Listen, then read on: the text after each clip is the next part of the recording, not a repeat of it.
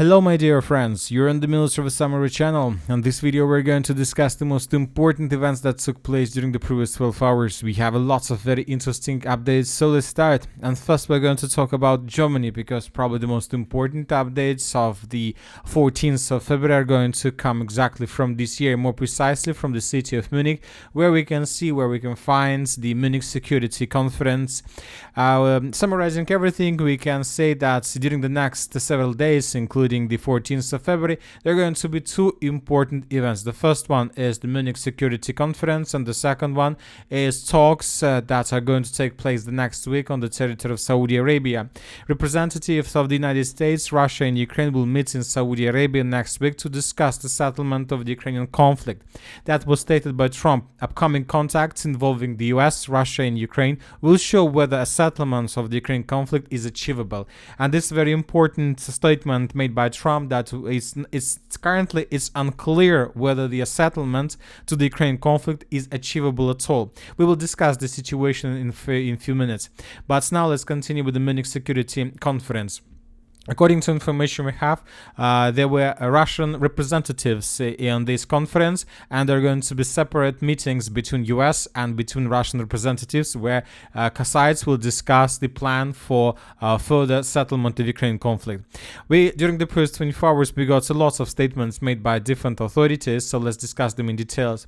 For example, the US Defense Secretary stated that European allies should take primary responsibility for the defense of the continent. This is very important because either the United States of America are trying to save as much as possible, I'm talking about finance money, or the United States of America have some plans regarding the Middle East, or maybe regarding the Taiwan and China. President Trump won't allow anyone to turn Uncle Sam into Uncle and very bad war. US Defense Secretary Hexet tells press conference at NATO headquarters. Few more important statements made by Hexet. Ukraine's border will not be restored to the level they were in 2014. And this is not a concession to Putin, it is an acceptance of realism. This is very important. Another important statement made by the Secretary of NATO, General Secretary of NATO. NATO never promised Ukraine membership as a result of peace talks with Russia. That was stated by Rutte. This is very important because we see that NATO is falling back under the pressure of Russia along the line of combat contact and under the pressure of the United States of America. Very interesting position was shown by Europe and European Union. Europe will support Ukraine if it does not agree the terms of peace deal concluded between the United States of America and Russia, says European Union Foreign Minister Kaja Kallas. If an agreement is made behind our backs by Trump and Putin, it simply will not work, because any agreement, any arrangement requires the Europeans to implement this agreement. You need the Ukrainians to implement this agreement. That was stated by her. And you know that this is very important because I'm not sure whether the Russians need Europe to quit this conflict or not. Maybe the Russians need just the United States of America to quit this conflict, and then Russia will be able to continue. Who knows? A few more important statements came from Kiev. Let's discuss them in details as well. According to information we have, Zelensky stated that negotiations with Russia cannot begin without a united position of Ukraine, Europe, and the United States. That was stated by Zelensky in a conversation with Polish Prime Minister. According to him, Tusk agreed with him, and you know that this is very important because Europe need not just the negotiation process. Europe doesn't want to show its power, that they have power to force sides to, let's say, count on their opinion or something like this. As I understand, the most important thing for Europe is to get security guarantees. Since the beginning of the special military operation, European countries sent a lot of weapons to Ukraine, and Ukraine used that weapon to attack Russia, sometimes even to attack deep inside of Russia. And we know that lots of civilian people suffered, and there were lots of casualties among them. So as for now, Europe just wants to be on the safe side, and they just want to have security guarantees that the Russians will not come back with a retaliatory strike, let's say somewhere in the Baltic states or something like this. A few more important statements from Kiev. NATO will have to send its soldiers to Ukraine. That was stated by Zelensky. It is impossible without security guarantees. And what are security guarantees? NATO, strong weapons and nuclear weapons. If Ukraine does not join NATO, then we will build NATO in Ukraine, and then we need a contingent from you, from the Europeans and Americans, and not 5-7,000. I gave our military the task to count and to show me the points. We drew a map and of deployment. If anything, we have everything ready. We need 100,000 soldiers from the European countries. Furthermore, Zelensky stated that they, Americans, will fight in Europe and not all will survive because it is a war and these are Russians. He also said that Ukraine needs 100,000 soldiers. Zelensky will start talking about American soldiers because he believes and he thinks that if Russia wins, and by saying that Russia wins, if any negotiation process and any peace agreement signed are being signed in Russian favor, then Russia will continue, Russia will attack Europe. But I'm not even sure that this is not something that fit the US global plans about the situation in the world. So this is the situation, and we see that it's really hot here, real heat in the political sphere. But now let's discuss the situation on the ground. And probably the most important updates for the previous 24 hours are coming not from the line of combat contact, not from Sudzha, but from Chernobyl.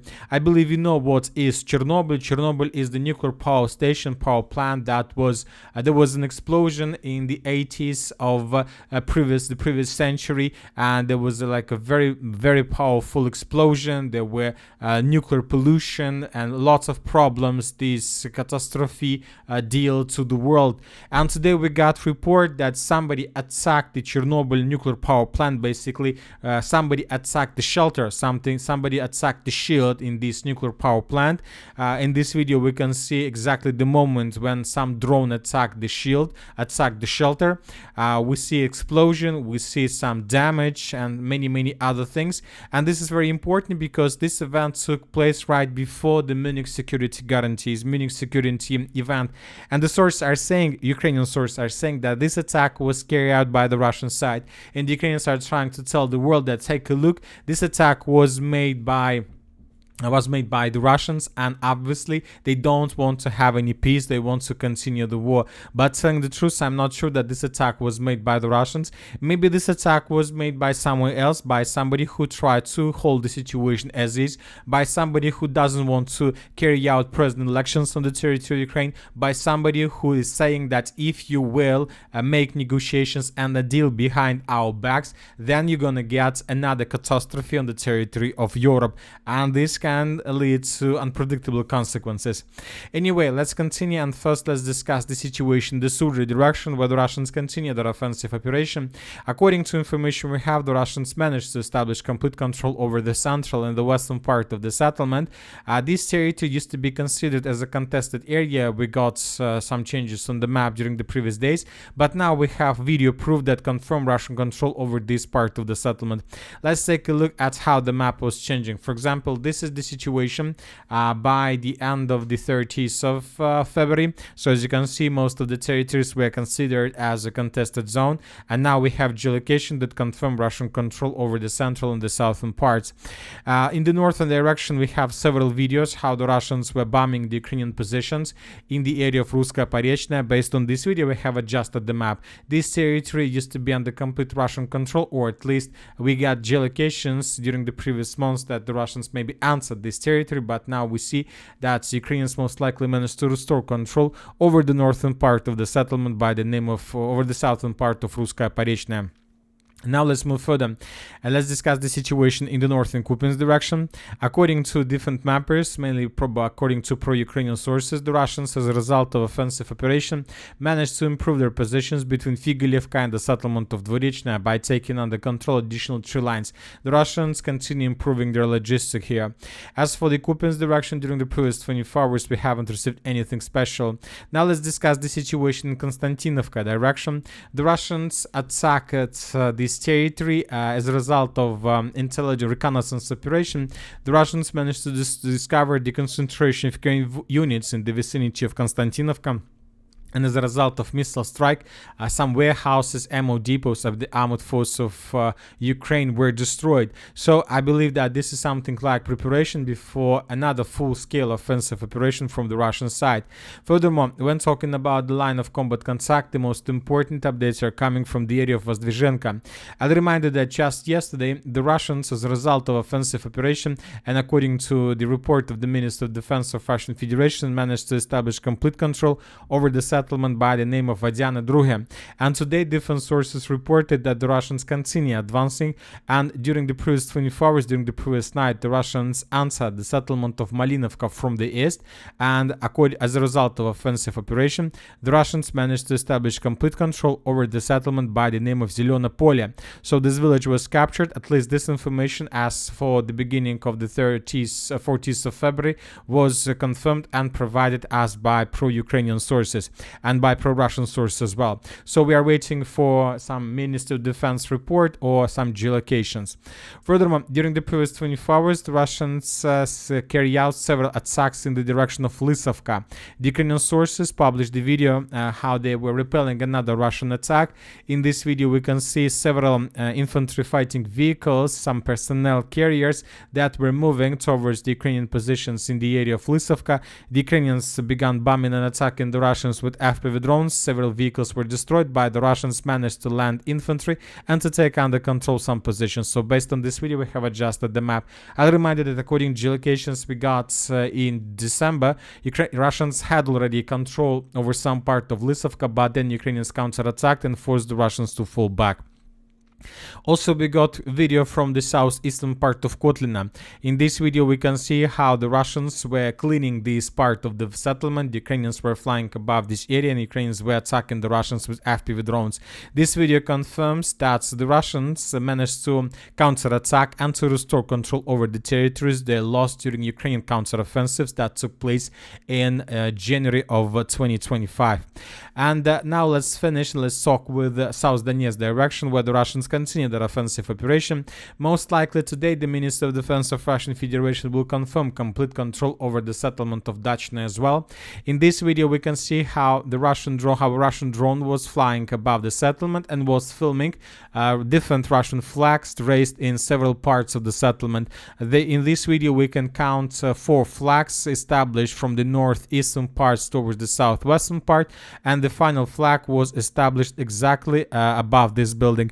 Based on this video, we can make a conclusion that the settlement was completely cleared by the Russians and that Ukrainians fell back further in the western direction. Most likely, once again, the Minister of Defense will confirm this.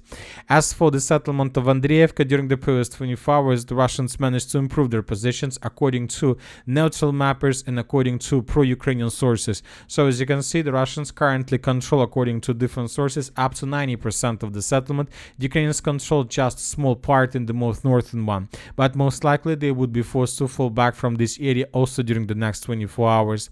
Furthermore, we continue receiving updates from the area of Velika Novoselovka. During the previous 24 hours, the Russians managed to improve their position significantly and to get as close as possible to the company's stronghold between the settlement of Velika Novoselovka and the settlement of Privilne.